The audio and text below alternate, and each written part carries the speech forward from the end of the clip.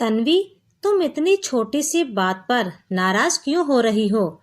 आखिर माँ से तुमको क्या परेशानी है? सुमित ने तन्वी से कहा। तन्वी ने कहा, पहले की बात और थी, पर अब तुम्हारी शादी हो गई है। तन्वी ने उसे एक बार फिर मनाने की कोशिश की। देखो तन्वी, मुझसे माँ से झूठ नहीं बोला जाएगा। मुझे यह पसंद नहीं। मैंने जब से कमाना शुरू किया है, हमेशा अपनी सैलरी सबसे पहले लाकर माँ के हाथ में ही रखता आया हूँ। हर महीने की 5 तारीख को मुझे तनख्वाह मिल जाती है।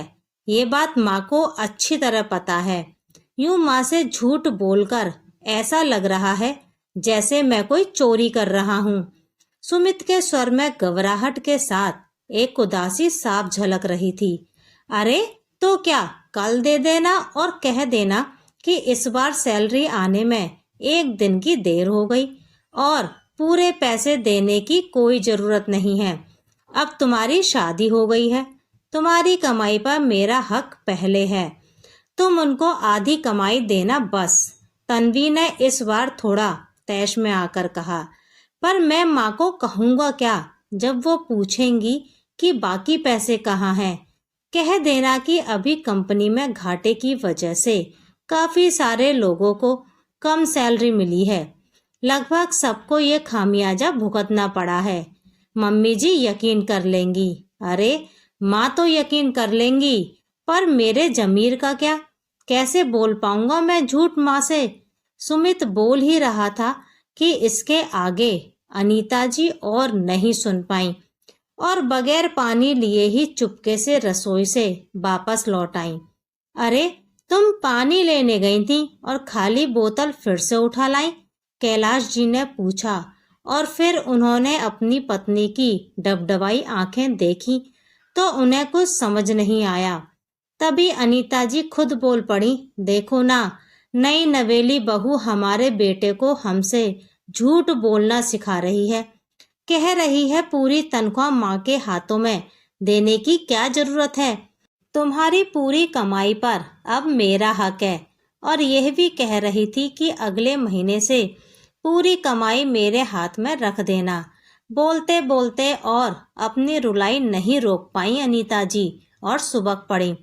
कैलाश जी थोड़ी देर उनकी पीठ पर हाथ फेरते रहे, फिर ना जाने कैसे साहस करके बोल पड़े, कोई बात नहीं, नए बहू के अरमान ऐसे ही होते हैं।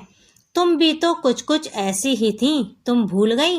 जब तुम व्याकर आई थी तब अम्मा के नाम पैसे भेजने पर कितना हंगामा किया करती थी।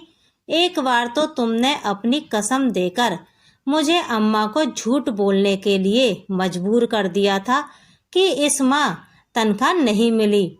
और फिर हम उन पैसों से जब घूमने गए तो मेरे उदास हो जाने पर पूरे शिमला ट्रिप के दौरान मुझे ताना देती रही कि मैं तुम्हारे साथ खुश नहीं हूँ वगैरह वगैरह, जबकि मैं अम्मा को झूठ बोलने की वजह से आत्मग्लानि में था।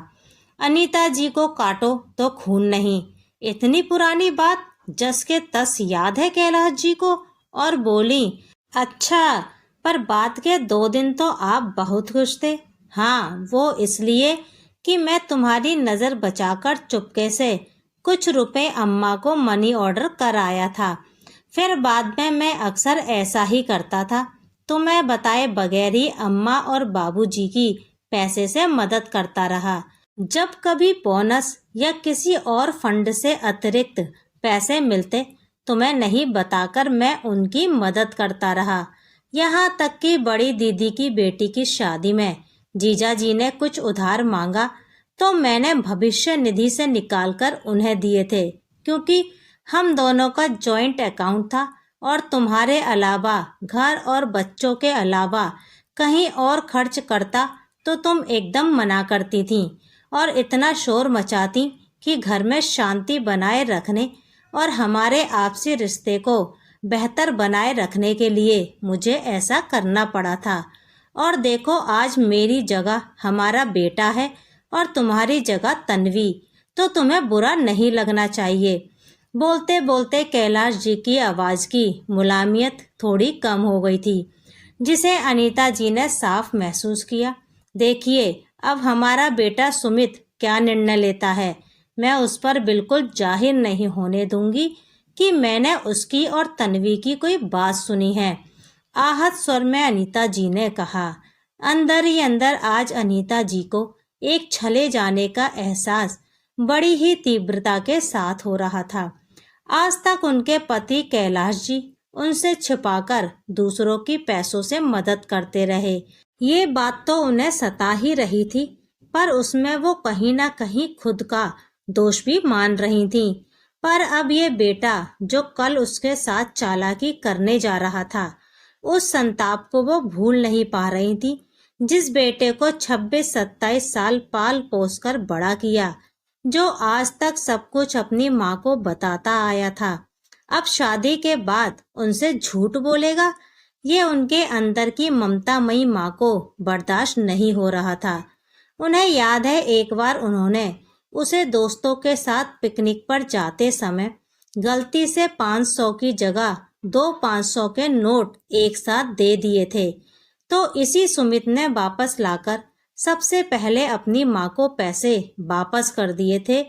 और अब वो बदल कैसे गया। अनीता जी की ममता आज इतनी आहत हुई कि एक दर्द की लहर सी हृदय में थी। एक विश्वास टूटने के जानलेवा एहसास ने उनको हिलाकर रख दिया था। नहीं चाहिए मुझे सुमित के पैसे, बस वो बहू की बात मानकर झूठ बोलकर मुझे पराया ना करे। अनीता जी जैसे खुद ही खुद से बड़बड़ा रही थी और रोए जा रही थी। मेरा बेटा अब पराया हो गया। अनीता जी ज्यों-ज्यों सोचती जाती, उनकी रुलाई तेज होती जाती। आहत ममता और टूटे विश्वास के आंसू थे कि रुकने का नाम ही नहीं ले रहे थे। अब आगे से वो बेटे पर कैसे विश्वास कर पाएंगी। सोचते सोचते अनीता जी को फिर से बड़े जोर की रुलाई आ गई। कैलाश जी उनको सांत्वना देते हुए पानी लेने रसोई जाने को तत्पर हुए ही थे कि तभी दरवाजे पर दस्तक हुई।